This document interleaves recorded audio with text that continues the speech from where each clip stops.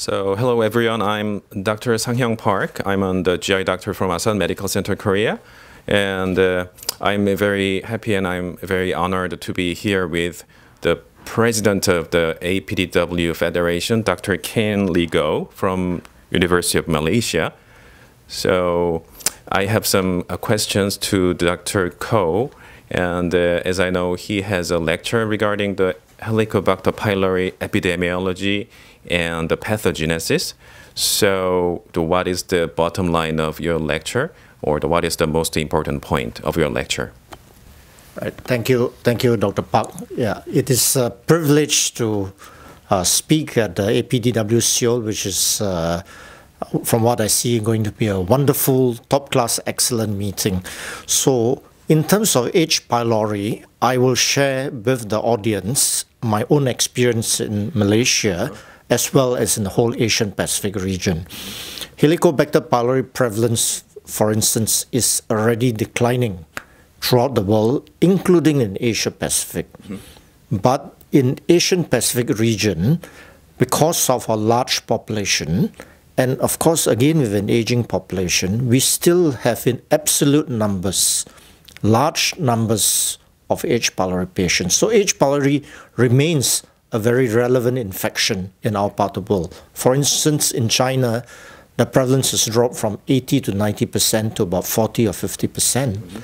But if you look at absolute numbers, there are 500,000 patients that are infected H. pylori at this present time. So that's a large number to consider to treat. Okay. So, as far as I know, the ethnicities of the Malaysian populations is somewhat mixed from the Chinese. Yes. So, and is there any differences between the ethnicities? Yes, that is an interesting point, and I actually talked about that last year in my Marshall and Warren lecture. I'll touch upon it, but won't emphasize on it very much. In Malaysia, as well as in many countries, because H. pylori is a slow bacterial type infection, it is confined to communities and to racial groups. In Malaysia, there's Malay, Chinese, and Indian, and they are distinct races. They're distinct because there's not so much intermarriage. So Malays remain within Malays, Chinese remain within Chinese, and Indians remain amongst Indians. So in Malaysia, even though the H. pylori prevalence has declined a lot, the Indians still have about 40% prevalence. Chinese, 20–30%. But the Malays, right from the start, they're about 5%, and they're even less now. So this is what I have published and talked about as a racial cohort phenomenon. That's very interesting. So this question is about the meeting itself. So as the president of the APDW Federations, would you please give some comments to the attendance of the APDW Seoul 2018?